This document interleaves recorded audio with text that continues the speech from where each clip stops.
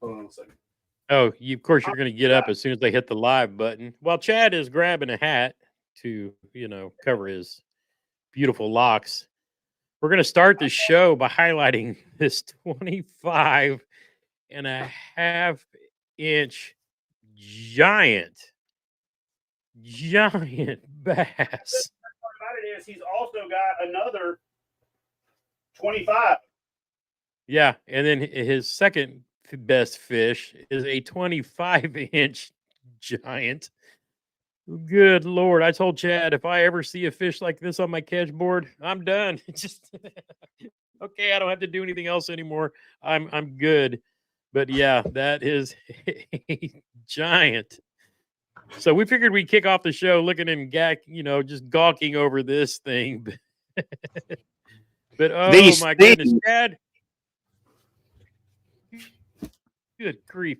What'd you say? His top 5 fish out of the 7 he just loaded is 100 what? 109 and a half. What the heck? Well, I messaged him. Welcome to 2024. Good grief. I messaged him earlier in the month and told him that I was going to come down, and he's like, yeah, no problem, dude. So I'm going to go fishing with him and not try to catch a big fish in his spot, but just kind of like, we're going to go film. Like, let's see what this dude's doing to catch these big fish, because when he started catching all these big fish early last year, I can't tell you how many. It was at least 12 or 15 people that are like, you need to take a look at where this guy's catching these fish. And I'm like, they're legal, bro. So hopefully we can go film him catching a donkey on camera, and it'll be like a big old cup of shit the hell up to everybody else out there. This kid's catching. He was second in the overall big bass for the Torquedo Top 10 and had 5 or 6 fish over 23 inches DQ'd because of not wearing his PFD and posting about it on social media. So it was unreal. He had a 23.888 average for 22 fish. That's like insanity. Same thing with Derek Miller, but Derek Miller's like us. He's a little longer in the tooth, a little older. This kid's young, man. He's like a college kid just out there laying the smack down, and I love it. So good grief. And he's doing it without forward-facing sonar. Excellent. Yeah. Okay. Get everybody started on that again. I saw Dustin Cannell put out a video. Just talking about forward facing, and he's just like, it's like you're not going to fly an airplane on a compass. You used what you got. And, if you got it, play with it. But well, and I'll tell you something. If you guys start to pay attention to it, I'm going to tell you something you need to start watching. With these folks that are shooting these forward-facing sonar videos, and they're showing the screen live in the corner, or they're doing the overlay, look at how these fish are starting to run from it already. They're already starting to run from it. I was watching I think it was a Fish the Moment, or somebody was doing a video where they would point their forward-facing sonar at it, and as soon as it would pan over them, you'd see them, and then they would take off. Then they'd have to run them down again. Yep. And I'm like, that water's too cold for those fish to be just scattering like that. That, you know what I mean? There's no bait on the screen. That they are starting to get conditioned, to that forward-facing sonar. Because if you felt this weird thing with your lateral line, then all of a sudden your face about got jerked off. The next time you feel that, you're like, screw that, I'm out of here. Yep. Hey, bye. Well, and it's like a lot of the guys are talking about they use their side scan and whatnot to find the stuff around, and then they shut it off and then fish, So it's, everybody's going to fish their way. The fish adapt. That's 100% true. So, man, here we are, dude. January 22nd already. Yeah, it's first 22nd. We're about 100 people. We were 95 at the end of January last year, and we're 198 right now, and that's pretty crazy. So, big shout out to you guys for the support. As soon as the check gets here, I've already got the oversized check made. We were able to raise $5,000 for Heroes on the Water last year. I'm presenting the North Alabama chapter with that $5,000 check. We've got the oversized check so that, one, we can raise awareness for what you guys are doing, what that impact is, and how it's working. And so we're going to be giving that check over to the North Alabama chapter. I'm investing very heavily in getting the North Alabama chapter more active this year by being the event person. We got a good team here. Got the foundation laid last year. I was running around like a chicken with my head cut off. I've got to go to Florida for a couple of weeks to make good on some contracts, to get away from this cold weather, to chase some giant bass, that kind of stuff. But as soon as I get back, we're doubling down on getting veterans on the water, but at the same time, also doing heroes off the water, where we're doing some clinics and some classes at the new HQ, getting some kayak fishing 101 regular events, meetups going. I want to do a rigging meetup, right? We all see it on the internet, but there's a whole bunch of anglers here, especially in the North Alabama area. We could kind of do it around the same time at the national championship, but also before then and after then, do some weekly get-togethers. And the idea is that not everybody has to come here, but we spark that interest of, hey, why don't you clubs or groups or, leaders out there organize a kayak fishing rigging get together and then invite the general public out to come get ideas, and you can get ideas from each other. And we used to all do that back in the day. And the sport's kind of evolved so much that, like I've said this 100 times, but we almost kind of forgot about the entry level anglers. And so I want to do some stuff like that, some get together, some gear swaps, but some kayak fishing 101, how to paddle, how to put together your cold weather gear, stuff that you don't necessarily have to have a whole day, but you can come out and break bread as a community. You can come out and spend a couple hours, talking about different topics, end it with a question and answer session, use that question and answer session to build the foundation for like the next, meetup. So we're going to be doing a lot of live get-togethers here at Ditto Landing. And the idea behind it is, with Ditto Landing being invested in very heavily with this event center and the conference rooms and all that kind of stuff, as we get further and further down the road, we'll be able to have summits and get-togethers. My goal is to have Bass University here once that event center's up and running, to where there's a kayak fishing live version of it. Bass University is doing a great job right now creating the kayak fishing content. And, just to mention it while we're talking about it, they got a smoking deal that they're offering KBF. It's the best deal that they've offered anybody in the industry. It's the best Bass University deal that they've ever offered. It's better than their offer at Bassmaster, which Bassmaster is their best offer at the Classic every year. And so the idea is that, and I've been talking to Justin from Bass University about, let's bring the Kayak Fishing University live thing together like we do with, or the Kayak Fishing University, Bass University Kayak Series. Let's turn that into a live thing over the next 2, 3, 4 years. And it's great to see that people like Bass University, Bass, Hobie, everybody is doing more to create this momentum that's going to help grow the sport.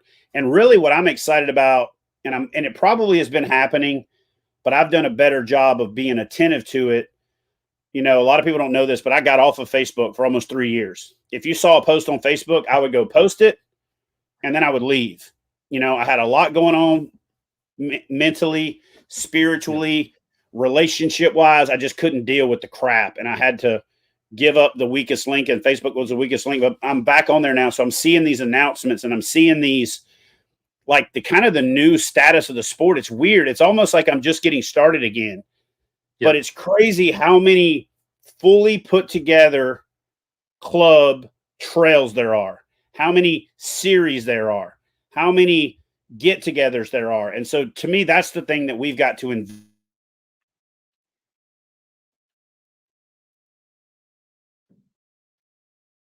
Hopefully it's not my internet that's acting up.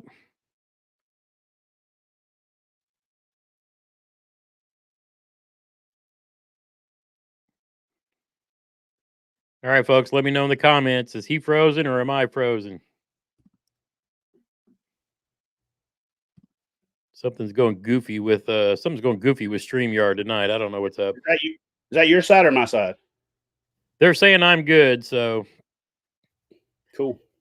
Am I good now? too. So, but you're back. I can hear you now. So, yeah, it's cold weather, internet. You know how it goes. Yeah, I'm running off the hotspot down here at the thing because I don't even have power down at the HQ right now because a tree fell over the power line on that road.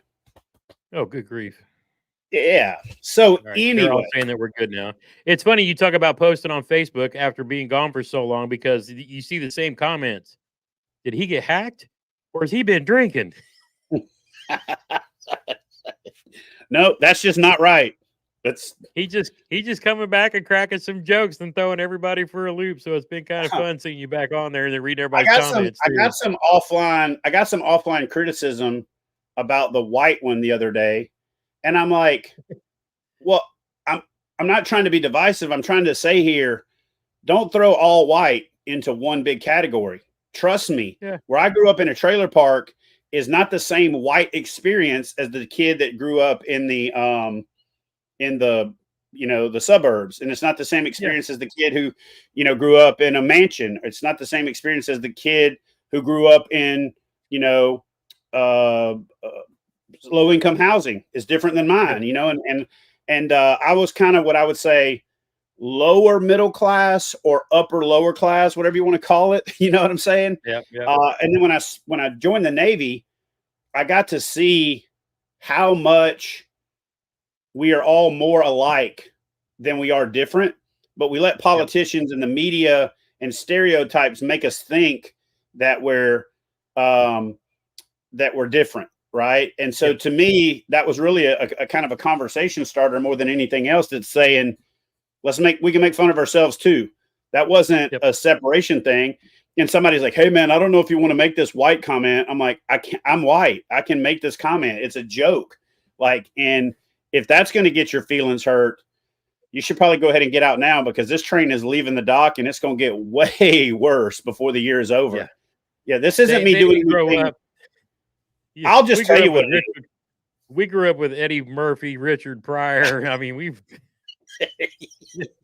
Yeah, we grew up with Porky's Revenge. We grew up with the stuff that made people become politically correct, right? So this isn't me I don't know. And I was also stir crazy. I'm locked in, I'm frozen in. What the hell else you want me to do? You know what I'm saying? Yeah. And so but I'm also getting in the group more and answering questions where I can and listening to the questions that are being asked and making myself more available for that type of thing, because I do feel like that's where I can best serve the community, is that level of taking all this 40, 30 years of kayak fishing and 40 plus years of fishing experience and sharing it. Cause that's what we're all here, to really do. And at the same time, don't be so hard headed. You think you know it all, and go learn. I'm going to go basically back up and let a 20-year-old, early 20s kid go, all right, bro, show me what you're doing. And I'm going to be in full blown receive mode, right? I'm not going to be trying to tell him anything. Bro caught 25 fish over 23 inches last year. Whatever he's doing, don't really need my help, but I want to go down there and figure out what is the sauce. Is it just where you live? Because listen, you can live where giant bass live. That doesn't mean you're going to catch them. So he's got the perfect storm of the tenacity to go after them, the knowledge of whatever he's figured out, and he caught them all through the year. A lot of people think, oh yeah, well, it's nice you catch them during the spawn. That dude caught big fish all year long. Every month. So, he sure did. Big shout out to Dalton. Already got 2 fish over 25 inches. There's people who've never caught a 25-inch fish in their life. He's got 2 in January before the season really even gets going. Crazy. Crazy. I mean, my biggest fish ever was in Texas, and that was like 8.5 pounds. I don't know what that relates to in inches, but probably that's 23 and a quarter to probably low 24s at the most. Because I've literally seen, I've got 1 10-pounder that was 24 and a quarter.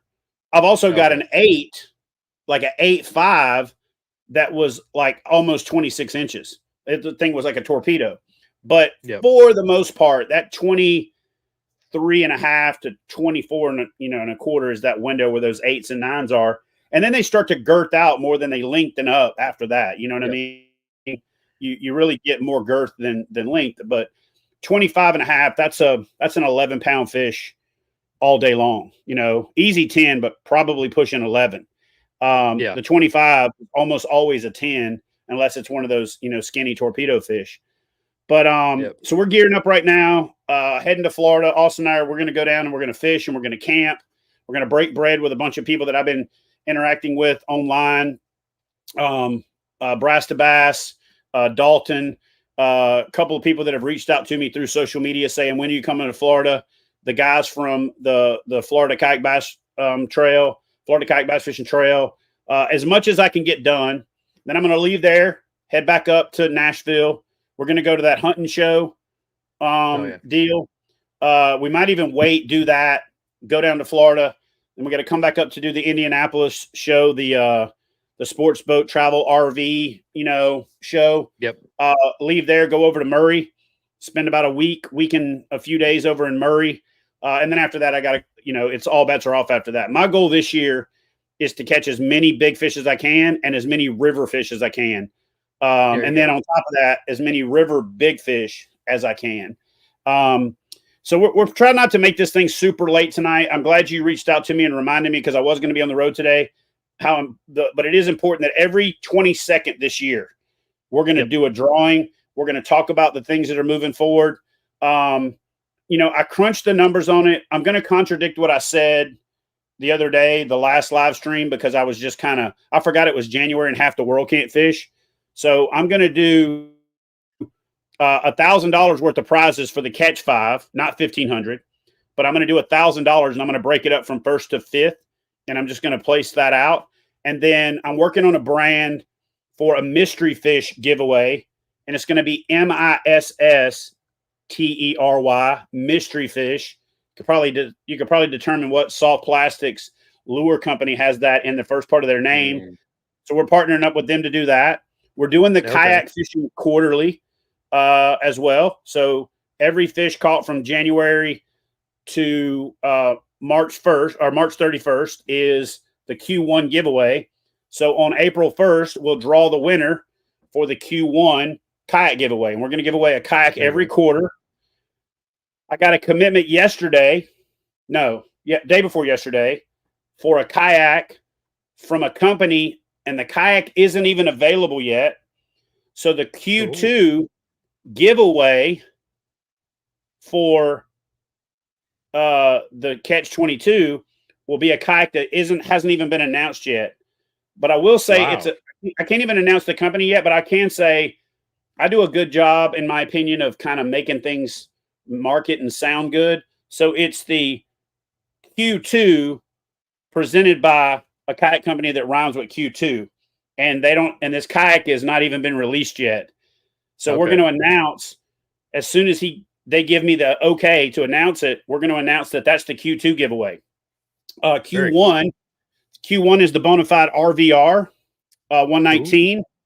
Or like I said, you can choose to either add your money to it and upgrade the Bonafide line or downgrade. And I got the same commitment from the Q2 sponsor. Pretty much all the sponsors, when I go to them and I say, I'm going to buy this boat from you with hopes that down the road you'll donate, that's what the 50% of the entry fees goes towards.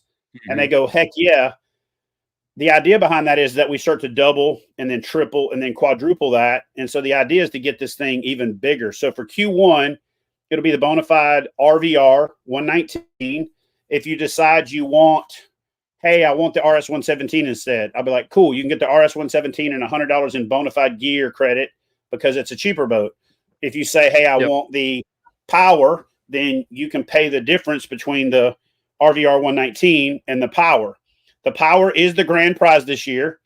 So if you imagine the PWR 129 with all of the stuff on it that was on the SS 127 this year and then some, and I'll also say this, the grand prize giveaway boat will be a special edition, limited edition boat that isn't out yet for the Power, and we'll announce it and probably have one of them on display at ICAST, and it won't be available until this time next year when it officially releases. And so the one that we give away will be the first one that you can win it before you buy it, if that makes sense. So it's going to be a limited edition. It's going to be a limited edition Power 129. But we're doing the RVR Q1. We're doing the new canoe. Oh, I'm sorry. We're doing the one that rhymes with Q2, that hasn't even been announced yet. Nobody even knows what this boat is yet for Q2. And then we're still working on Q3 and Q4 or Q3 because Q4 is also the PWR. But we're basically giving away a kayak every quarter. And then what we're doing is instead of giving away 6 or 7 kayaks in a year like we did the first 2 years, like you and I talked about offline, it makes more sense to spread the love, to spread the wealth. Yep. So tonight I'm going to draw 5 $100 American Legacy Fishing and Outdoors gift certificates. Those are 100%, like that's $100 you can go spend. So there you've already 4x'd, almost 5x your money back for your investment. Yep. And then I think we're on track. We're like $1,800 raised out of the 25% so far for this year on the number of tickets that are sold. Wow. So if we pace that way and if we can track this thing, man, I'd love nothing more than to hit 2,200 entries into the Catch 22 challenge this year.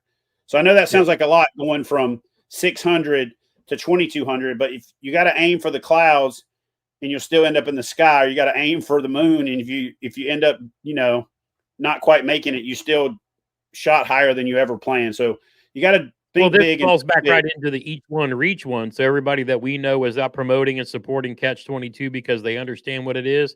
Hey, go get your friend, go get your buddy, get a catch board with them, take them to the bank fishing with you, and get them interested in it, and maybe they can win a kayak or these $100 American Legacy gift cards. I mean, that's cash money on the all the latest reels and everything that's out there too. So I mean, you can't beat. Holy cow. So the Catch 5 is still going on. The Catch 5 is still open to enter. I'm going to set up the February Catch 5 tomorrow. So it'll open up for registration. I'm going to have all the Catch 5s up.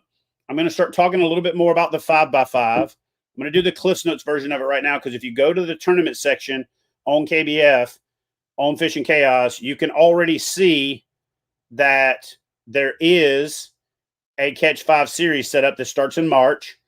So it's 5 windows of 5 days. You pick the 5 days you want to fish. You can only fish for 5 days. And then we're doing 5 $500 prizes for that month. So that's $2,500 in prizes. And we're just going to see how that goes, and we're going to grow it. Yep. It's going to be nationwide initially, and then we'll start to divide it into regions as we get more and more participation. And I'm going to set thresholds that says when we hit this much participation in a region, then that region will break off and have its own competition. Then the other 4 will compete against each other. Then when that region, I've started to think about, in the past, the reason I've hurt myself is I felt, well, whatever I do for one, I got to do for all. So then I kill myself losing money in all these places that aren't hitting the right minimums. So instead, moving forward, I'm just going to set thresholds that say, when we get to this threshold, then that region will break off into its own region. Then when the next one hits its threshold, it'll break off. And so if we end up with a region that never hits the numbers, I can't just throw good money after bad in a region that's not hitting it, but you can still compete in the overall. And so that's going to be the systematic approach to the 5x5.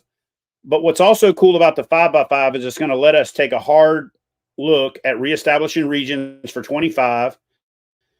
We're going to go hard with the 5x5 and 25, and the championships for the challenge series next year will be the 5x5 format.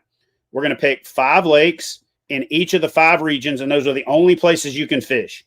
So you have to pick a lake. You have to pick a 5-day window so you can fish that lake for 5 days.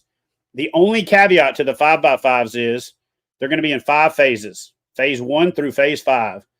You can actually rebuy one time, meaning if you fish phase 1, let's say you put up 90 inches and you're sitting in first place. By the time it gets to phase 3, if you're sitting in 20th place and you want to upgrade, you can take a chance and you can rebuy. The rebuy is going to be more expensive, but you also have to zero. So if you guys have ever watched bull riding where the bull don't quite buck that good and they give the rider a chance to re-ride, they got to basically take that score off the board. And if they buck off, they ended up with 0, So the rebuy is probably not going to be as prolific as people think, but it will also allow us to build the pot. Because just imagine if you get 50% or more of the people to rebuy, at 50% more, you can double the pot just through rebuys. And we'll kind of monitor it as it goes and see, does the rebuy person always win? You can only rebuy one time, so it's not like you can just keep rebuying, but you can rebuy one time and we'll see how it goes. But I think it's cool. We're also going to give away prizes for challenges for the 5x5 that's up for March, April, May, actually from March to the end of the year. We're not judging those fish. They're going to be scored on challenges only. So what we're going to do is we're going to put up Wally X sunglasses and Yeti coolers and other prizes that we're going to draw each month from all of the successful challenges, right? And we're also going to probably give away something like a You Big Dummy Award.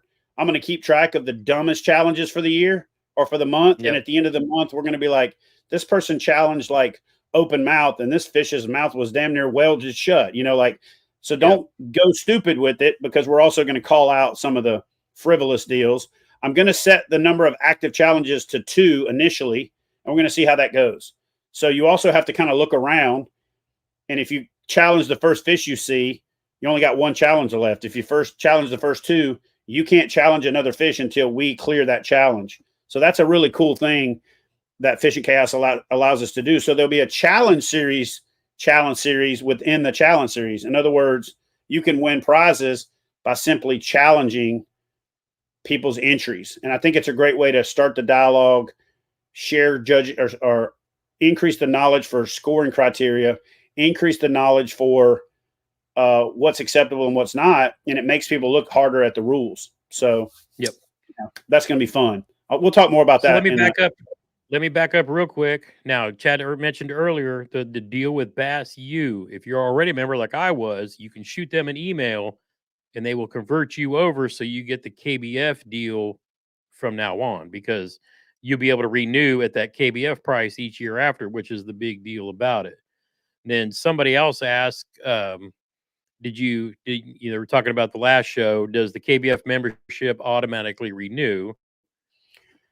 The ambassador membership and the premium membership automatically renew. If you don't want it to renew, you go into your dashboard and you click on manage, you scroll down until you see subscriptions and you just click cancel, and that'll cancel your subscription. Right now, won't that also show them the day that it's supposed to auto and renew as well? Because that was the question Sly Fox had. Yeah, actually, here, you minute, just see if I can pull it up real quick.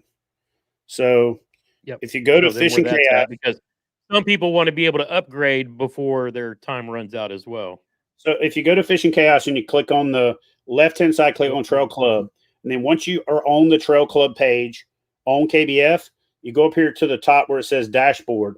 Click on Dashboard, okay? That's going to bring up all of your personal information. And you see down here where it says Subscriptions.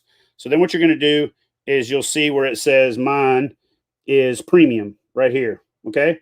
So you see these 3 dots? What you do is you'll click those 3 dots. Once you click those 3 dots, the little manage button will pop up, or the cancel button.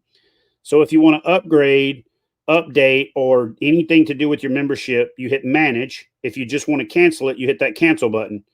You don't have to delete your account. If you cancel that, when you come back and hit manage, you can just reactivate your membership by doing this backwards. But I'm going to hit manage real quick. So once you hit manage, it's going to show you what your history are. It's going to show you what your codes are, your credit card information. So then what you do is you go up here and you hit this pencil and you hit edit. Let me hit it. You hit that pencil and you hit edit. You can change your payment method right here, right? You can do that if you want to do that.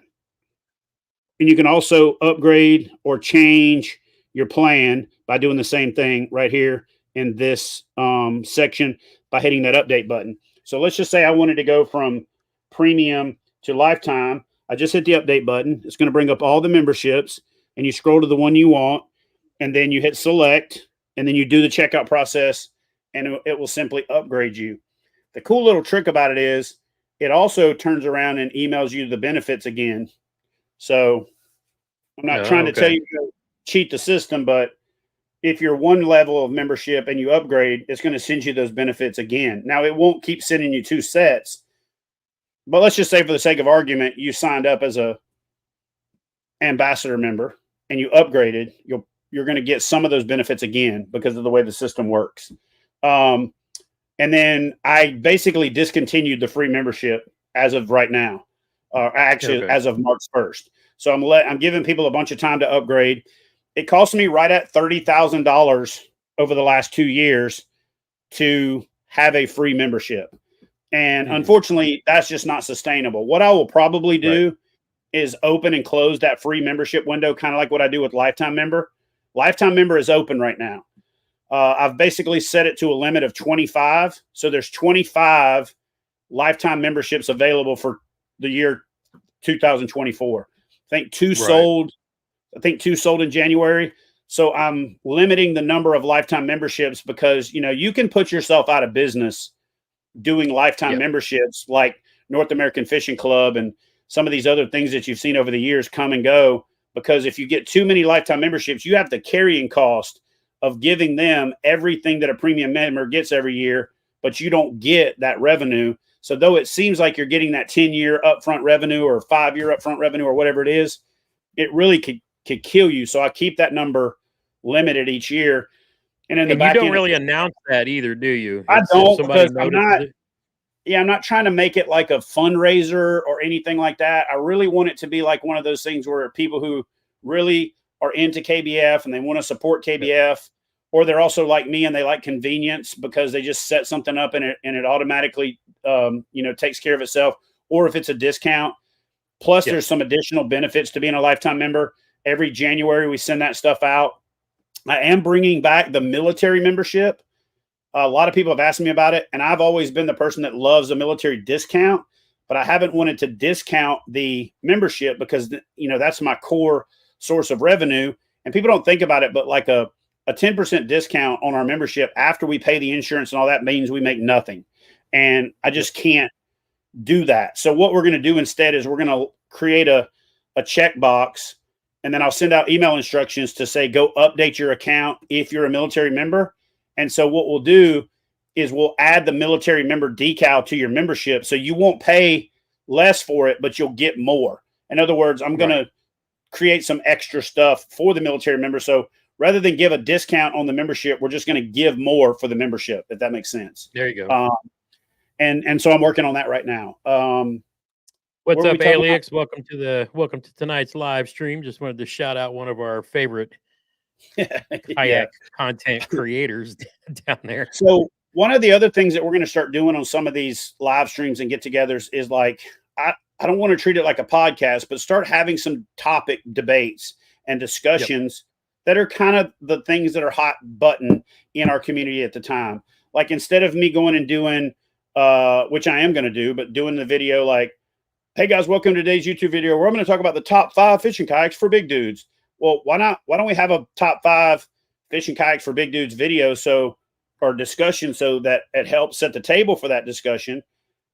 But also I can explain why some boats were left off of the video instead of putting it in the video. And the ones that I wouldn't consider are because I'm not trying to do the negative thing, even though I know negative sales and controversy kills in YouTube. I'm just trying to steer clear of that crap, to be honest with you. Wait, And you mean I'm not supposed to beat the death a bad experience I had in a kayak? I can't keep dwelling on it over and over and over and make 15 videos about it instead of just the one? and like I said, I've shown some. I've got the he threatened to kill me video, and then I've got the are you kidding me video. But those Yep. videos were more about, at least my intent was to show how to handle the situation. And in Yep. both of those videos, I said what I did right and what I did wrong. And actually, in one of them, once I really rewatched it and I saw what some of the comments were saying, I did a You follow went up to back that and made video a second follow up to and kind of say, like, maybe I no. overreacted. Yep. I left this out of the video, but here's why I reacted the way I reacted. But here's what I really should have done based on what you guys said. And so, with that being said, but there's a lot of discussions. I talked to Hans from Bonafide for 2 hours driving back from Nashville today, and we talked about the future of motors, the future of pedal drives, the future of paddling kayaks. And though Alex and I kind of did a back and forth, a little shout out YouTube video on that, that is such an in-depth discussion that's an hour and a half discussion alone. So I'd love to do one of these videos where I bring on Alex and bring on Hans, and we have 4 or 5 people on like a panel where we discuss the various trends and where do we think kayak fishing is going next? Where do we think pedal drives are going next? Where do we think motors are going next, and stuff like that? And that's really what I want to get back to doing this year. I actually fell in love with writing again. My good buddy Hank, who is the communications director for KBF, Hank Vegian, who writes 99% of the stuff that you guys see come out Excellent from us, writer.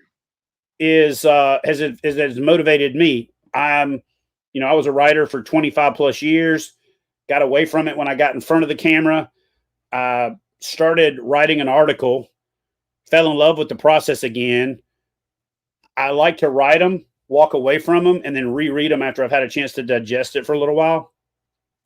And so I've got an article coming out that I'll be putting on the website in a couple of weeks. And then I've got a second one that's already in the works. So I'm going to start kind of engaging those creative things that I love doing, and hopefully inspiring other people to do it. Like, I can draw really well, and I've been complimented on my whole life. And so the other day I started messing around drawing a bass, and I put it on not on the Kayak Bass Fishing Instagram, but on the Chad Hoover Fishing, my personal Instagram page. And the response was crazy. And I want to do more of that. And so that's what we've really got to do with this Catch 22, with this community. And we're going to give away 5 $100 gift certificates before the end of the show tonight. But I see this question popped up. I figured since you have a primary sponsor who happens to deal with Dakota Lithium batteries, we should answer questions that come in from the folks out there wanting to know about something like this. So, and you being a bona fide guy, highly qualified to answer this question. Well, here's what we're going to do. It's very hard to answer that question in this forum. But what I will tell you that we're going to start doing is I'm going to start bring that question back up if you don't mind, just so I can actually answer it as best I can. We're going to start putting together charts. We're going to start putting together some graphs. We're going to start adding to them as they get better and better. But there's a lot of stuff right now about kayak speed, battery performance, motor performance, and all of those things. And I think that the number one thing that people do is they misuse their motor. I'm going to see if I can sketch this out real quick, and we're going to set the table for a bigger discussion later on. I'm not going to try to cover this entire topic, but this is a perfect example of what you guys can look forward to, in the future, right?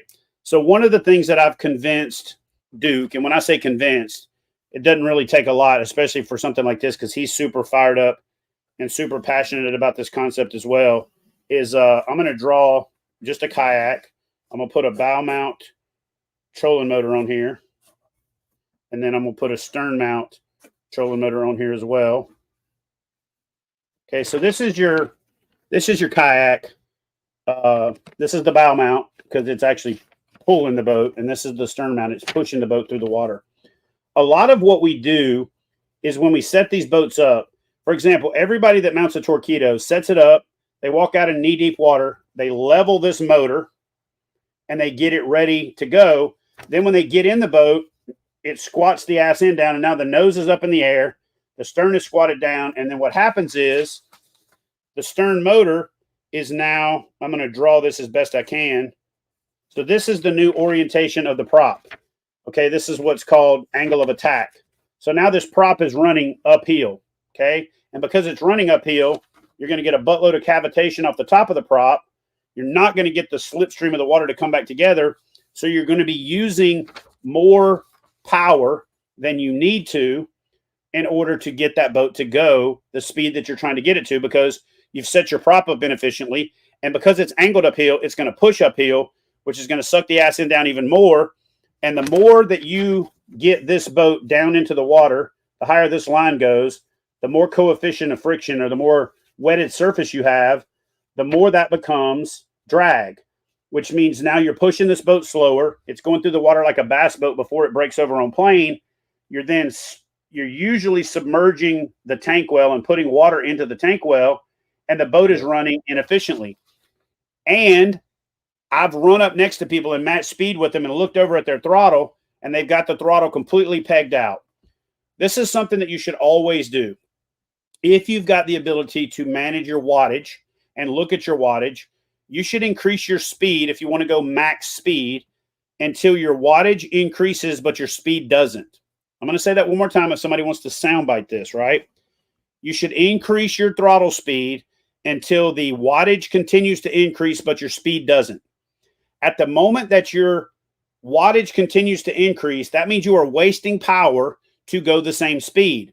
If you will then back down a little bit, you will actually let that boat level out just a little bit. You're going to be going the same speed, but using less wattage.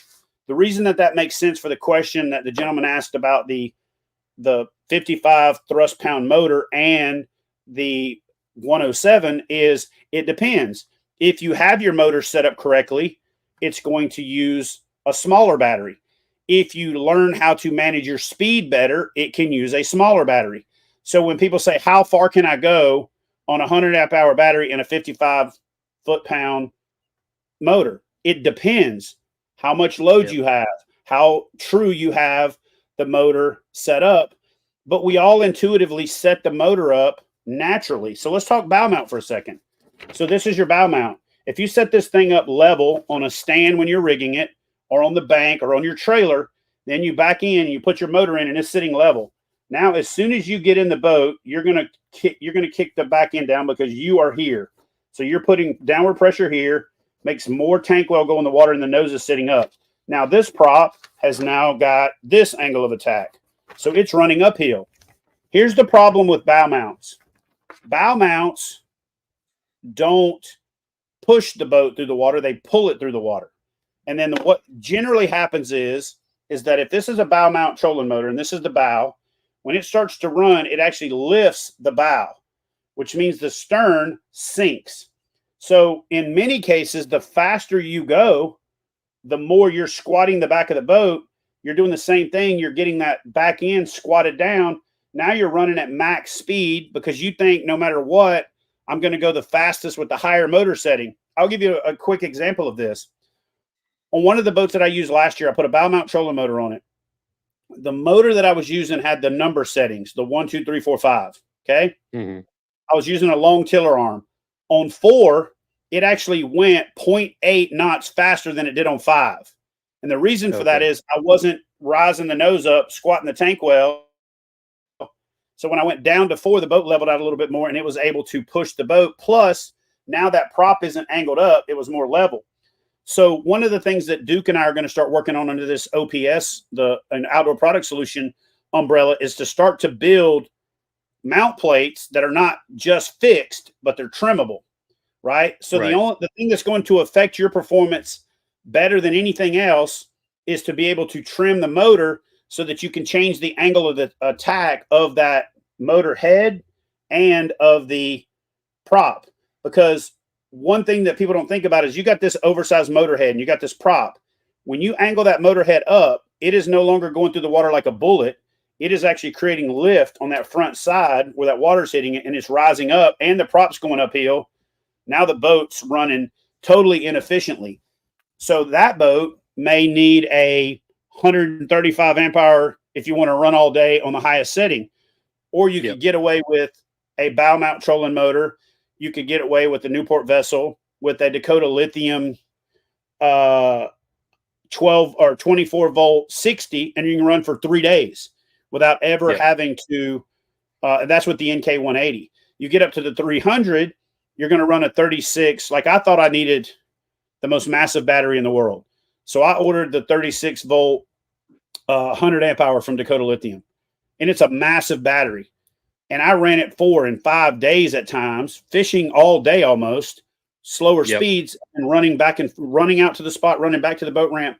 And then I'm like, man, if I'm getting 3, 4, 5 days out of this thing, what the hell do I need such a massive battery for? So I called up Stormy, used my pro deal, ordered the 3660, which you would never think you could get a full day of fishing out of a 60 amp hour. We have just set it in our brain that 100 amp hour is like that threshold. I haven't done the Ohm's law calculations on this yet and did all that, but I will be doing it this year. I'll be using like apps like Strava and some of that to do routes and range and average speed and all that. But I firmly believe that the 3660 is about what you're going to get out of a 12 volt 120. Okay. It's not quite double, but pretty damn close to double. And And so when you're these talking about discussions, doing your like KBF classes, stuff like that's going to be invaluable to those who are they're kind of past the intermediate stage and they're looking for that really technical dial it in best bang for your buck tournament performance, or even if you're just really fish a lot. and just to start the dialogue to where people think about these things, most people set Yep. their motor to level, have no idea that when they sit down in the boat, and let's just say my hand is the prop, you sit down in the boat and you push the back end down. Now you just change the angle of attack of that prop and it's running through the water inefficiently. Yep.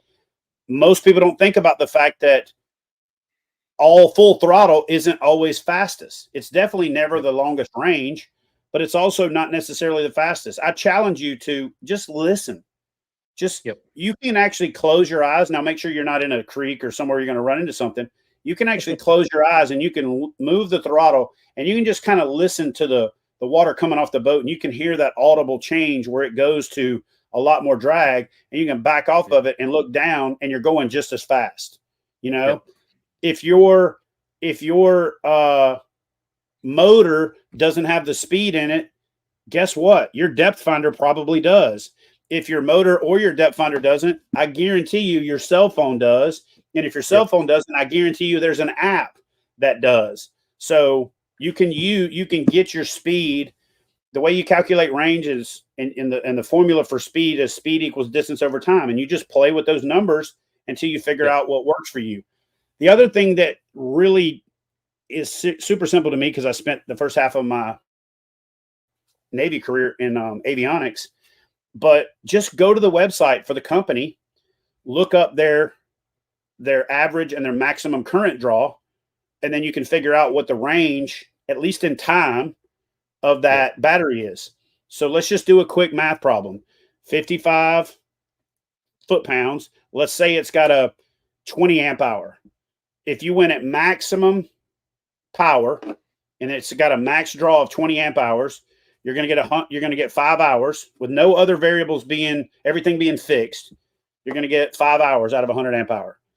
If you go 5 hours at 3.5 miles per hour, you know what I mean? You're going to go 17.5 miles. So these things are things you can actually figure out on your own.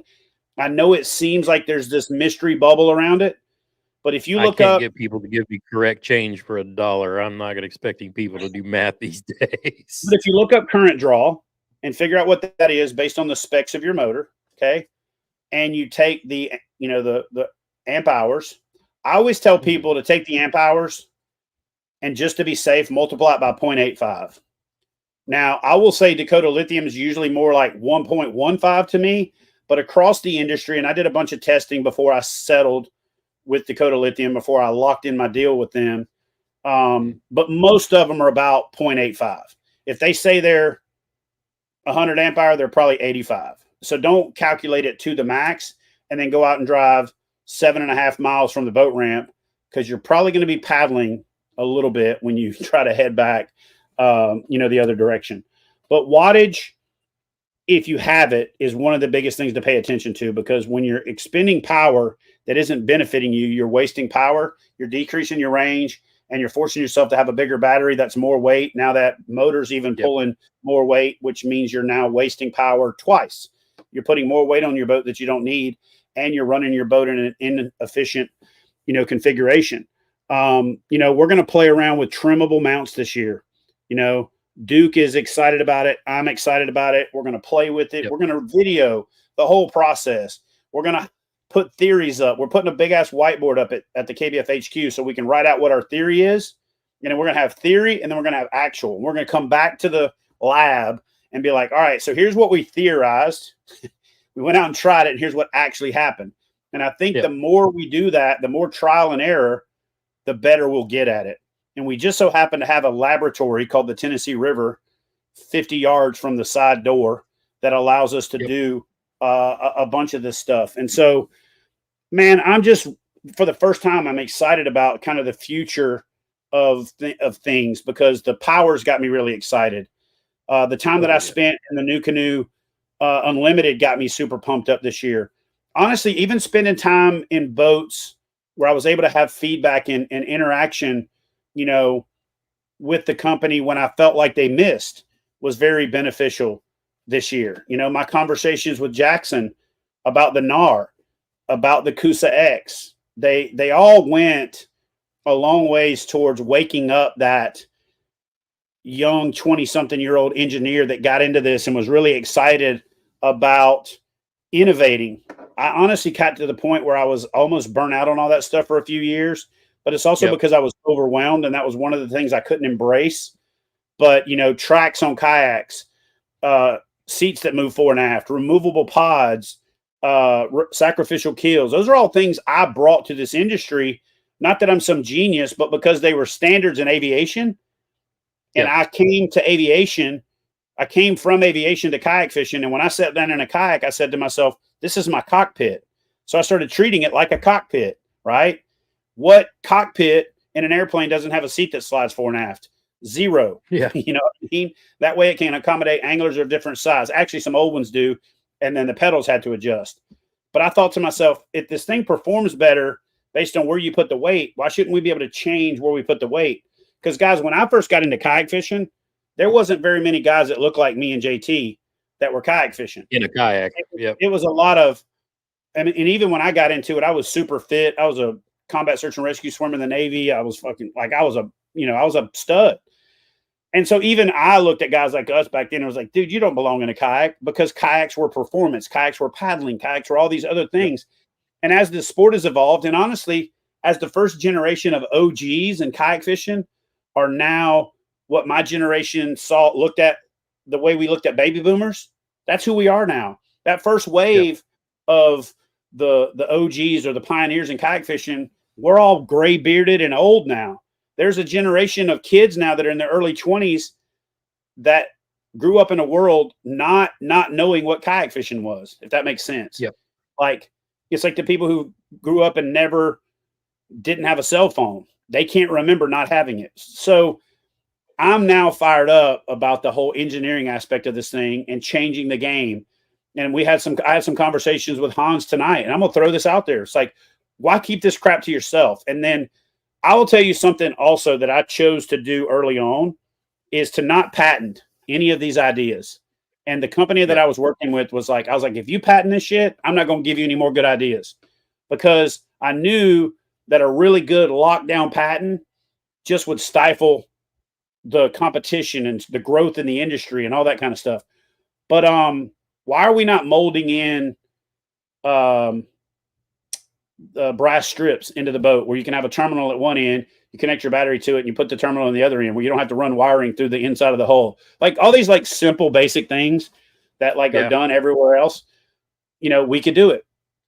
We just have to be courageous enough as a brand to take some of those chances. And I think that we're at the point now where the next pivot is selling pedal kayaks without the pedal, because most of the pedal driven kayaks have evolved to where 90% of the people who are using them, and there's going to be people that throw knives at me and call BS on it and all this other stuff. I'm just going to say it. People call me, oh, did you hear Hobie just allowed motors? What do you think? I'm like, what do I think? I've been saying it was inevitable from the beginning. But look at how many people will be now. And I also personally think it's a mistake. I liked the fact that Hobie had its thing. Its thing was that they didn't allow motors, and there was that distinction, right? And I kind of liked that. But I also knew that it was pretty inevitable. But just watch how many more people are using motors, even if they're in a Hobie, you know?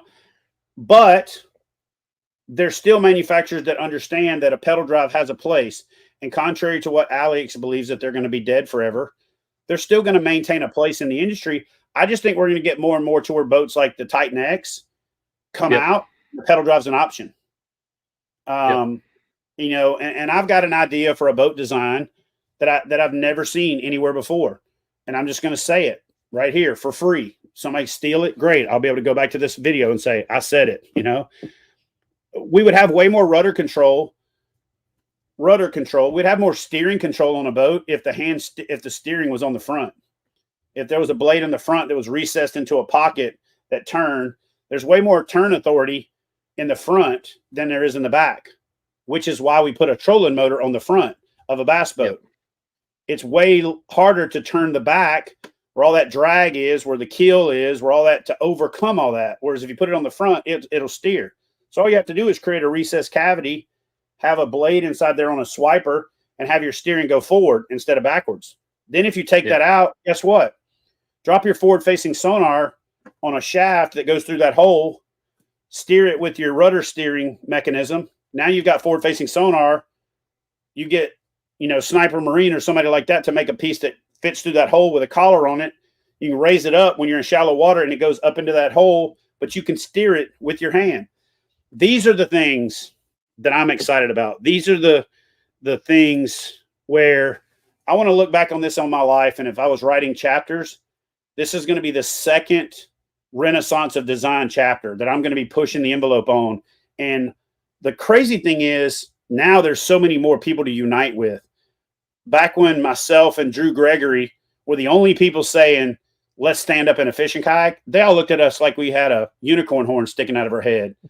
Now everybody stands up in a fishing kayak. I mean, honestly, dude, people laugh, but Drew will tell you the same thing. There was actually resistance to making a stand-up fishing kayak because a lot of the manufacturers were like, I don't know, if we let you stand up or if we promote it, then if the person falls out of the kayak and impales themselves, then we're liable. And then, I'll give credit where credit's due. Native came out with the Ultimate and did a good photo shoot with Jimbo Metter throwing a fly rod, standing up in the Ultimate. And then everybody said, oh, shoot, we got to start marketing stand-up. And we're like, there's like a bunch of us that are like, what are you talking about? We've been talking about this for 5 years. But I think that we're ready for that next turn. And part of that is also going to be engineering towards lighter materials, composite holes where everything doesn't have to be rotomolded. It could be part inflatable, part carbon fiber, part rotomolded. Because look, if we keep going the way we're going, we're not going to have a fishing kayak under 150 pounds in 5 years. We're just not. And to me, that's not sustainable, especially when you consider the leading edge group of us that were in the sport way back in the beginning. We're all getting older. We want lighter kayaks now. We want, but so to me, this is why getting back to the grassroots is so important, because you're getting that initial wave of people who are coming in whose ideas are actually the most valuable, because they're not thinking inside of a box that we all painted ourselves into. They're just going to mention something offhand. Why can't you put the rudder in the front? Wow, you could put the rudder in the front, Meanwhile, I'm just trying to get Old Town to update their sportsman's line so you can add motors and move the handles and just do basic things. Modularity, updating configuration, that's going to become more of the norm moving forward. But I think that we're positioned this year. I went back exclusive with Bonafide for this year because for the first time since the existence of Bonafide, it truly had a entry level and then something every $200 and every different style of fishing completely covered the lineup. And look, I loved the autopilot. I really did. And I loved taking veterans fishing in it. And I loved several of the boats that I used throughout the course of the year. But the one that I was really kind of apprehensive about not being able to do anything with was the new canoe. I was like, damn, that's such a good platform, especially for big dudes and a person that wants to take their kid or maybe wants to take their significant other on a couple of trips. But when they're not fishing at tandem, they want to have a solo boat. And then out of nowhere, because I knew nothing about this until I knew the day before it was announced publicly, because we got a message as pro staffers, but I didn't know any faster or any sooner than that.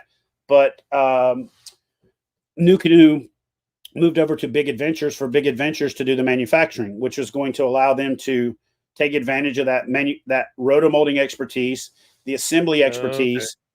But I'm going to tell you guys something that you might not notice and might not be intuitive. Okay. More of this consolidation of manufacturing is going to happen because the biggest hurdle that all manufacturers face right now is freight costs. Freight costs are going through the roof. And so if you've got a 53-foot truck, right, that thing is expensive. But the more kayaks you can put on that truck, the less it's costing you per boat to get it to your shop. Now, when you drop down to a pup or an LTL, less than load, in the world of logistics, you're paying a premium to get oversized products shipped to you. Okay. So the more a dealer, let's say I'm a dealer and I carry Bonafide, Native, and I used to carry New Canoe, they're going to get back 10 to 15% margin just because New Canoe, Bonafide, and Native are going to ship out of the same factory. This had a big role in why Bonafide and Native merged before Bonafide was actually bought by the Big Adventure brand. Okay. And it's been a hugely successful thing, and it's allowed that brand to invest in innovation because they're more profitable. The dealers are ordering more. And here's the other thing that happens. Let's just say that I had to order a full truck of New Canoes. I'm probably going to wait until I need 12, 15, 20 of them because I want to get the best possible price that I can. Meanwhile, you got customers coming in. Hey, you got that unlimited? Hey, you got that Flint? Hey, you got that? No, I'm waiting on putting together a full truck because you don't want to pay $200 a boat to get them shipped to you. So now I'm going to do this, and then we're going to do the giveaways. But this is valuable. It really is. So now I'm a dealer, and I'm ordering 20 Bonafides, and I'm ordering 20 Natives. I got 40 boats on this truck, but I got room to stick 20 more boats. Well, now I'm going to order 20 New Canoes where I might have just piggybacked 2 or 4. I'm now going to order 20 so I can get that full truck. So Bonafide benefits from partnering with Native. Native benefits from partnering with Bonafide. New Canoe benefits by partnering with both of them. And this is the part that I think got overlooked when several people, including Alex, kind of rolled the grenade into the room to start the conversation, is Bonafide and Native are also going to benefit by New Canoe being manufactured by Big Adventures. New Canoe being manufactured by Big Adventures, because now the dealers that were predominantly New Canoe, because they were only ordering a full truck and they didn't want to divide up their brands, are going to potentially add Bonafide to the lineup, potentially add Native to the lineup. So that crossover benefit is every direction. It's not just that New Canoe is going to benefit from moving over to being manufactured by Big Adventures. This consolidation is smart because it saves labor, it saves resources, it reduces the cost of freight, which means that we as the consumer don't ultimately have to start paying more for the boat so that they can hide that freight in the price of the boat. To be honest with you, and I hear this all the time, oh man, I can't believe they're charging so much for fishing kayaks. I can't believe. The biggest driver hasn't been rotomolding cost. It's been the cost of fuel and any petroleum-based product going up, and resin's petroleum-based. Yep. That's created an increase in materials cost. But the biggest across the board reason for the increase of cost is so that you can give a bigger margin to the dealer, because the freight has gotten so atrocious that they can't make any money if there's not a bigger margin. And I also think that is historically why Hobies have cost more, even though there's not as much or that much more to it, to their boats. Yes, there's some extra engineering for the Vanguard seat and for the pedal drive and some of that other stuff. But when you consider that all of their boats have to be shipped from California or the West Coast, now Mexico, it is still very cost prohibitive. So you have to build in that margin to make sure that dealer can be healthy. Otherwise, they're not going to order your boats. And so these consolidations that are happening, these things that are doing, I see a lot of criticism out there about the whole like Hobie to Mexico thing. Look, I take my hat off to the fact that Hobie could even make a boat in California with all the manufacturing restrictions, all of the entitlement from the workforce in that state. In some cases, not everybody, but you guys know what I'm talking about. You see it on the news when it's very hard. And all of the restrictions in California are the most ridiculous restrictions in the world. If you want to manufacture or sell your products into Canada, all the propositions that have to go on the labels all come out of California. So the fact that Hobie successfully manufactured the most premium fishing kayak in the world, shipped it all over the country, and did it in California for as long as they did it. Yep. Hats off to y'all. And now they're in a brand new production, state-of-the-art, modern facility in Mexico, which, let's be real, if we want to bring manufacturing back, I would rather have a nice, close partner like a, country right next to us working with us versus working against us. You know what I mean? Amen. Even though I would love to see everything made here. Yeah, and I'll say this, and then I'll get off the soapbox. I didn't even intend to get on it, but Yep, it's understood. I'd much rather see something made in Mexico than China. And I get it. Yeah. There's still things that have to be made in China. There's things that are always going to be made there. But as the world political climate changes, we have got to get more self-reliant or like regionally self-reliant, with what we Hmm. did with, and NAFTA was not a popular thing, but some of the things about NAFTA could have been really, we could have built a very strong coalition. I just think it was Yep. deployed incorrectly. Yep. So again, all of these are going to be things that each one of these little tiny things that we talked about tonight could be an hour and a half show. I talked to Darren from Window Fishing tonight, and I said, "Look, man, I really want to come on your show and talk about some of these things instead of trying to overdevelop my own. I still want to do these fireside chat type things on the Facebook group and on Gramps YouTube and all that kind of stuff. But I really got a laser beam focus on what I'm trying to do Yep. this year. I've got to have a balanced life. I've got to get my fat ass back in shape. Um, Good job on that walk the other day, by the way. what's that? That's a good job on that walk the other day. And it feels good. This is going to sound weird. There's no other weird to say it. I can't think of a way to say it without it sounding dirty. It feels good to start getting hard again, if that makes sense. Like the chest starting to tighten up, the freaking, Yep. The arms starting to get some definition, the pants to get a little bit loose, the legs starting to get a little definition to them, the calves starting to pop out a little bit. And I'll be 50 this year, and I look like Santa Claus right now. But my goal is to be, 80 to 90 pounds lighter by the end of the year. I'm just going to do it instead of talking about it like I've done in the past. I've also come to terms with, if you have a bad day or two, don't swerve off into the ditch. Just because you run off the road doesn't mean you need to flip the car and end off in the valley, which is the way I used to be. Psychologically, it's like if I screwed up, I was like an addict. If I messed up for 2 days, I was on a 6-month binge. So I'm gonna fix that, and I just feel amazing, and I'm excited about balance. Right, I'm gonna go to Florida. I'm gonna go to all the trails this year, but I moved to North Alabama because it is really the hub of everything that I love. It's why I'm building out these championships here. It's why I'm doing that knucklehead thing over here. And and there's such a great partner in that we have the ability to do some things that are massive for the community. And we are relatively centrally located. When you look at the biomass from Texas over to Maine, down to Florida, in that triangle is 85% of the population of outdoorsmen in the country. And I'm not trying to be dismissive of the West and all that. And don't get me wrong, there's some great communities out there. But when you look at where we're at, we're centrally located in the biomass to do some really cool things. But I think that the regional concept, when we redevelop that, is going to really let us service those more remote areas like the Northeast, the upper Midwest, and the whole Western, bubble out there. But let's give away some $100 some $100 American Legacy. While I pull this up and I get these organized so I can go through them, why don't you do us a favor and talk to everybody that's watching about American Legacy fishing, why you're such a big fan, what they did to come on board this year, and while we're reinvesting in those that are investing in us, if that makes sense. Yep. Well, of course, if anybody who's followed, Fishing with Gramps over the last few years, I partnered with American Legacy a couple of years ago, just as a guy who likes to fish.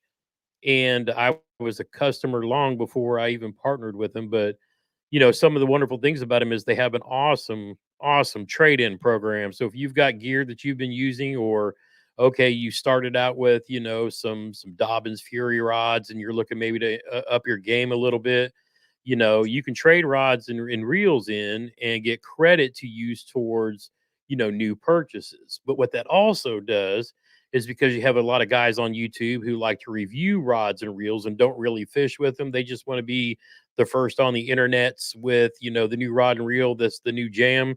They'll get the stuff, they'll do reviews on it, and they'll send it back in. And then those end up showing up on the American Legacy Fishing used site. So you can save quite a bit of money. My first one ever was a Shimano Stradic CI4. that I got for probably 35% off of what it would cost me new. And the thing looked like it had never had line on it whatsoever. And yes, Jeremy still has that one. I got to get it back from him someday. But I mean, they have great trade-in programs. They also have the Legacy Elite program, $50 a year to join. You get immediate $25 in-store credit plus free shipping. There's so many different things available too. But Graham and the crew at American Legacy Fishing carry most of they started out as being the G Loomis, online store. That's there's actually older URLs that point to that. Jacob Wheeler was his first actual sponsor, and it was actually my first actual sponsor. They were the first they were actually sponsor. KBF's first KBF, sponsor, weren't ever. they? Yep. Yep. So it's funny, small world circles back around, and KBF and American Legacy Fishing are working together again. Yeah, man. Yeah, Graham and crew can answer any questions that you have based on what your budget, what you're looking for, what technique. And yeah, they're just a great group of folks located in Evansville, Indiana. If you're in the area, you can walk in and check out the showroom. They have the fastest shipping, they have the best shipping, and they have, bar none, the best customer service. There is people that's literally bought G Loomis rods that FedEx destroyed, and American Legacy Fishing had a new stick on the way to them without even trying to get the other one returned. They will take care of you no matter what. So yeah, AmericanLegacyFishing.com. And I can't say enough good things about them. I've loved being partnered with them for the last couple of years.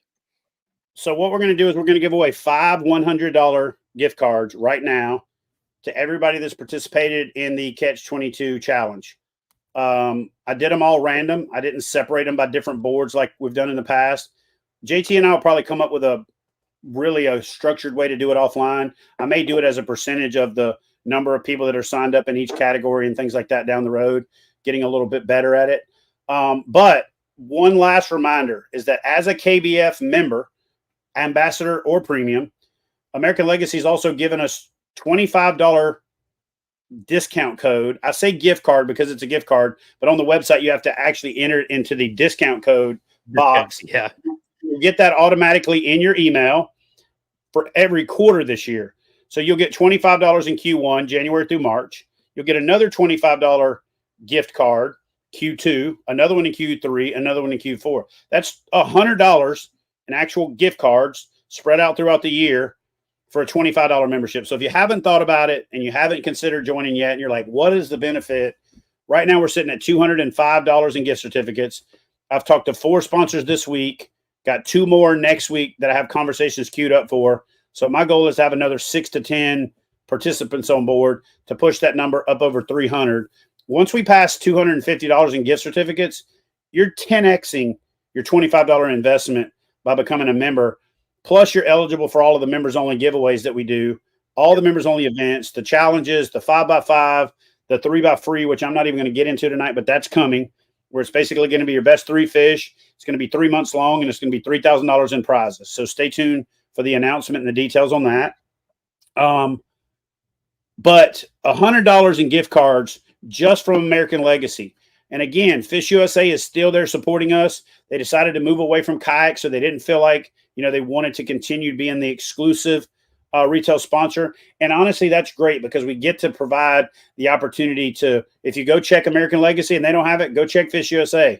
I don't think there's anything in the fishing world that can come out that one of those two don't have it, And to me, it's way better supporting those guys than it is supporting, some of the big box stores out there. And listen, not that there's anything wrong with the big boxes. I occasionally get backed against the wall and have to go there. And I know you guys too, and they offer some good deals. And if you can't afford it, they help with financing. And there's a lot of good things about big box, but I still love a good specialty store that carries the good stuff, because you can't walk into Bass Pro Shop, Cabela's, Shields, any of them, Academy, any of them. You can't walk in there and buy a premium G Loomis rod, a premium Shimano rod, a high-end Fenwick. You can't buy a lot of that specialized stuff. And there's nothing wrong with the other stuff. I still to this date caught one of the 2 biggest fish I've ever caught on a rod, reel, and line that all was $40. So, Yep. But if you want the good stuff because you're getting old and you can afford it and you've worked hard, you've put yourself in that position, then What is he said? Did you do the Chad Shad and the Hangover draw? Yes, I Giveaway. drew the winners for the Chad Shad and the Hangover. I looked both members up. Both people who won were members, and I emailed and text messaged them. I still haven't heard back from them, but I also didn't push the issue because I knew everybody was frozen. Our internet was out for a while. You couldn't travel. So check your emails, check your text messages, and if you have a missed call from a 757-348-2232, then please do me a favor and shoot me another text, and I'll take care of you. Beautiful And then flawed there was warriors. also a message that went out today for Fishing USA codes. So check So the your Fish USA codes were expired. We've got a new batch coming in. But if you have a code that's expired before we get the new batch of codes in and load it to the system, all you have to do is call their customer service. They'll and tell them you're a KBF member. They will manually override it and give you your gift card. So that's directly from the Fish USA head MFSA. So if we're getting a batch of codes put together right now to re-email those. But if you're having a problem and you got that $25 burning a hole in your pocket, call their customer service, get your shopping cart together, tell them what you want, and then they can apply the $25 discount when you check out over the phone. And they have freaky fast shipping. They've got great customer service as well. They'll take your order over the phone. You know, American Legacy and Fish USA, two of the only places in this world you can still pick up the phone and call a human being.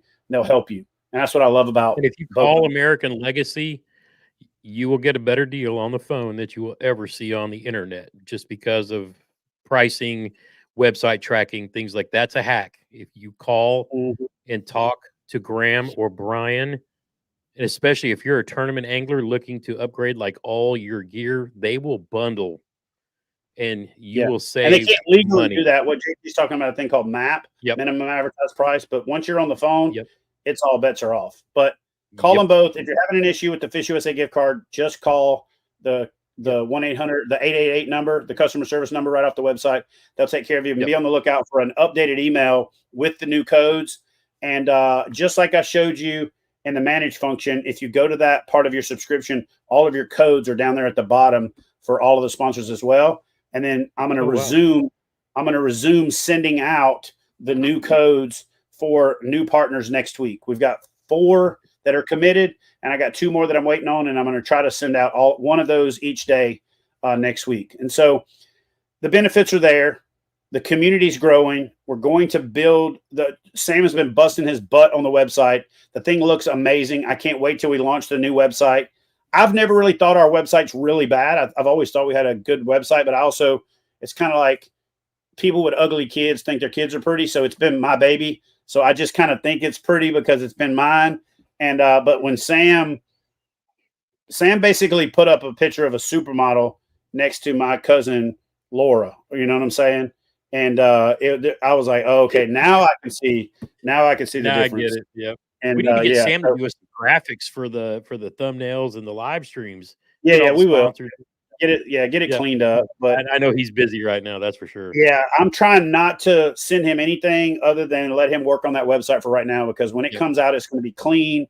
You guys are going to be blown away by the event pages, the embedded videos, all that stuff that when you think we're just over here sitting on our thumbs and doing stuff, the new educational series is a good point too. She'd like to see the ambassador clubs listed on the website as well. Well, I'm just going to break this down for you. And I'm not trying to, I hate to be dismissive because I always like good input. I can barely get the ambassador clubs to give me the list for the national championship qualifications. I can barely get the ambassador clubs in many cases to do certain things. And every 3 or 4 years, half of the clubs out there have a blow up in their leadership and they fight and they break up. And then 2 people from the club go start 2 other clubs. So I love the club concept. I'm going to come up with a way to where clubs can add themselves or something to that effect. But the amount of workload that it takes to update and keep a ambassador list is unreal. I'm going to come up with something. Just realize it is a much harder and a much larger undertaking than you guys realize. But and it's not our last priority, but it's not the top right now, if that makes sense. So let me talk you through to answer your question. It's everybody who's in Catch 22. So let's let Chad. And one of the things that I'm doing this year is I'm really simplifying the ambassador concept. If you act like an ambassador to our sport, you support KBF and you require KBF membership, you can allow your club to be a qualifying series. I'm not getting into all of this, put your logo on the website and all those other things that we've done in the past. I really want to light a fire behind the grassroots, the growth, that level, because I think that's where we're going to get the next batch of Russ Snyders and Cody Miltons and Christine Fishers and Greg Blanchards, and all of them are going to come from that ground swell of organized regional series that are basically everywhere now, and it's awesome. Well, and you've already got two great resources. You've got a Facebook page from KBF that's 50-some thousand strong, and another group that's 90-some thousand strong. Talk about your clubs in there. 97,000. We're literally about to be. That one is knocking on the door. A third or fourth largest fishing page on Facebook. Not just kayak fishing page, but fishing page in general. So I'm going to do the winners. I'm going to look each of these winners up, send them a text message directly tomorrow morning. I'm going to send out a mass message listing them, and I'm going to put a time limit on this stuff. I haven't done this in the past, but I do this, and then I've got to constantly keep up with not only what the next giveaway is, but the last 4, because I don't hear back from people. So if you don't have your email updated and you don't have your phone number in your membership, go update it just the way I showed you to update your stuff. You go in there and you click that pencil and you can update your phone number, update your address. If you don't have your phone number in there, guess what? You don't get the push notifications. You don't get some of the giveaways. I don't understand not having your phone number in there, but that's fine if you don't want to put it in there. But if you don't, you're missing out on some of the communications. But put your stuff in there, because that's how I'm contacting people for these giveaways. And I'm going to put a 48-hour limit moving forward from the time I send it.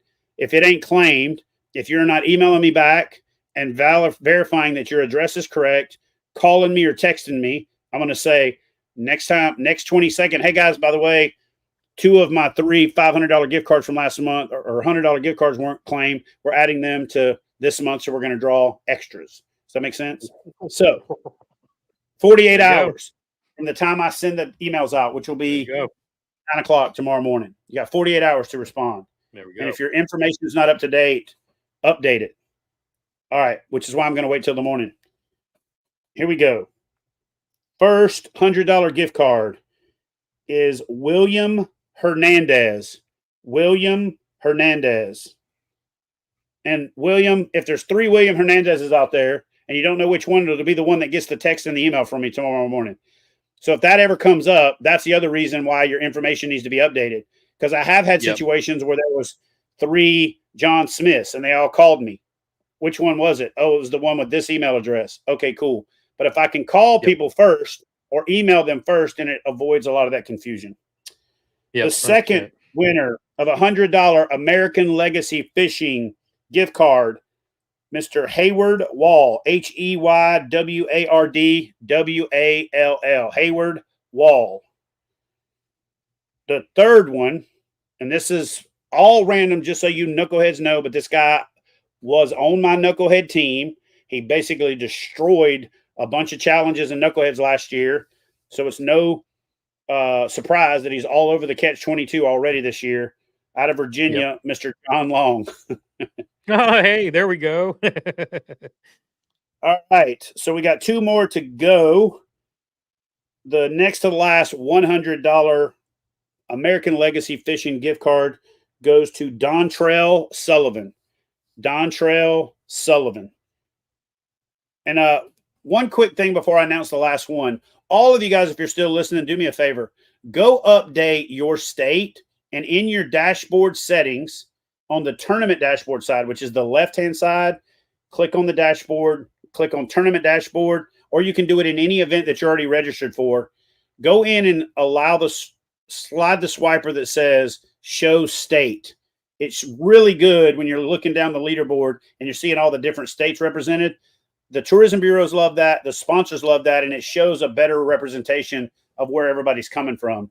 I will also send out a mass message tomorrow morning that has the steps on how to show your state, and I'll put together a show your state step-by-step guide, and I'll email it out tomorrow morning, along with a reminder to go use your Q1 American Legacy Fishing discount code gift card.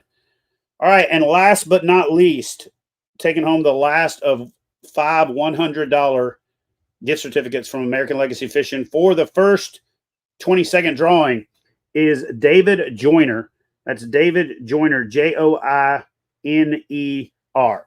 So, guys, I will send out an email tomorrow, mass email. I will send out emails to the individuals. If you know that person and they haven't responded, if you're like, hey, if you happen to work with David and go, hey, dude, did you see the live stream where you won the $100 gift card? No, dude, you better go check your email because you got 48 hours to claim it. So look out for each other if you happen to know each other. And then last but not least, JT touched on this earlier, but the each one reach one thing. If each one of us can reach one person to hit that $2,200 goal from last, or 2,200 competitor goal from last year, from 600 to 2,200, all we have to do is do that 3 times. If each person can reach one person and then that person reaches one person, we'll be at 24, 25, 2,600 people by the end of the year. The thing that you got to think about too is the way that this series works is 25, 50, 25. 25% is retained by KBF and fish ops to cover operational costs and things like that, and promotions and all that. 50% we spend on buying back prizes to give away. For example, American Legacy Fishing did not give us these $500 in gift certificates. I am going to get your information. I'm going to go to the website with the credit card, buy the gift certificate, and put your email address as the one it goes to so you can use it immediately. Yep. But we are buying those products back from the sponsors with that 50% of the entry fees.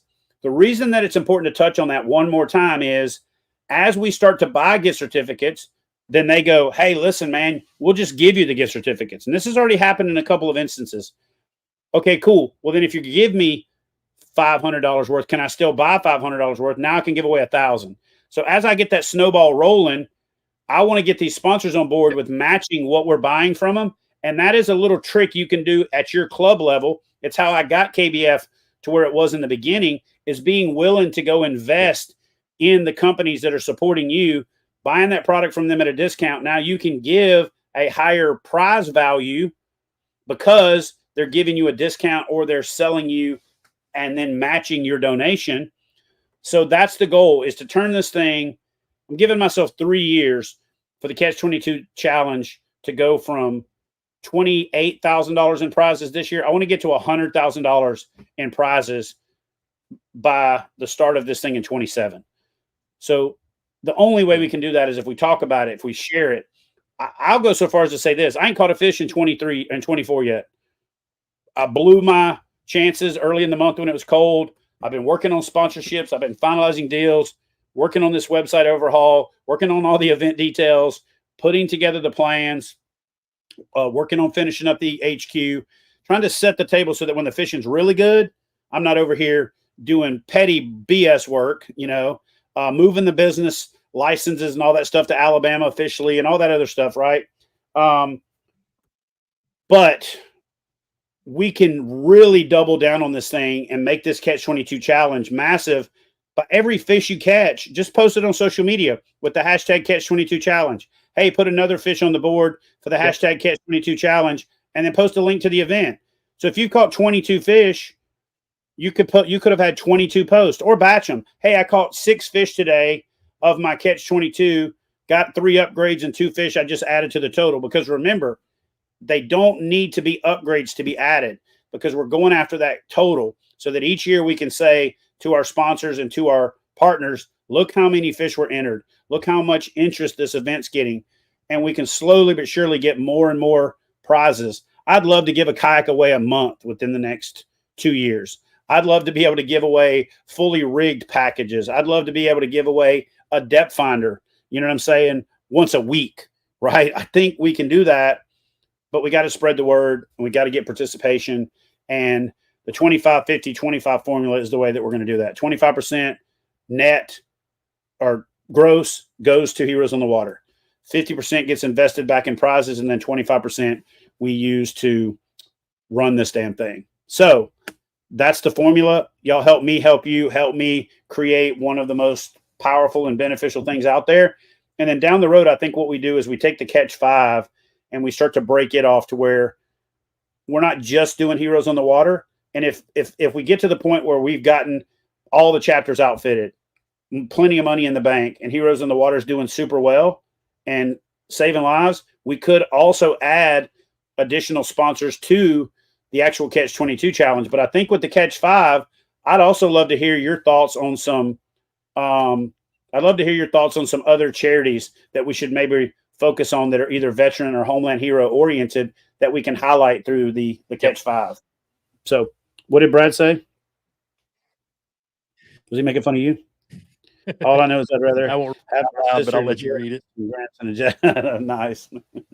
That's awesome. So, well, listen, man, that's all I got. I will email these out in the morning. I'll email the show your state step by step out first thing in the morning.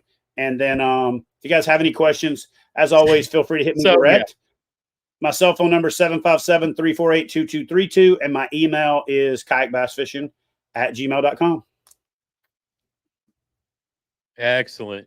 All right, Chad, it was great having you on again tonight, too. Looking forward to warmer weather.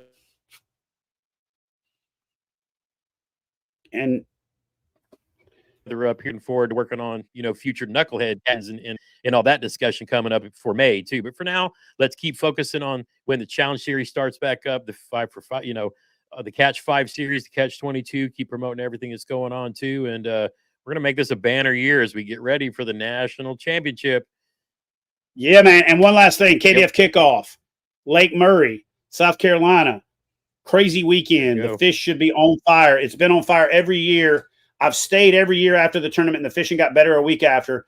This year, Bass is having their event on the weekend. I've had it on for the last 3 years, and we're having it the next weekend. So if you want a really good way to kick off your season, go to Columbia, South Carolina, sign up and fish the Bass event, stay for the week, and roll right into the KBF event the following weekend. And we're going to have a party there. We're going to be at the the town of Irmo Community Center. We're going to be at the amphitheater. It's going to be awesome. We're going to be, dude, I'm jacked about this kickoff this year. It's a little bit later. Lets us get a little bit more momentum. Yeah, but it looks like my StreamYard's starting to act up too. I know we got freezing rain coming in tonight too. Get signed up for the trail event, the kickoff event on Murray. Chad, it's going to be awesome. And JT, we'll do a live stream specifically about that next week. Probably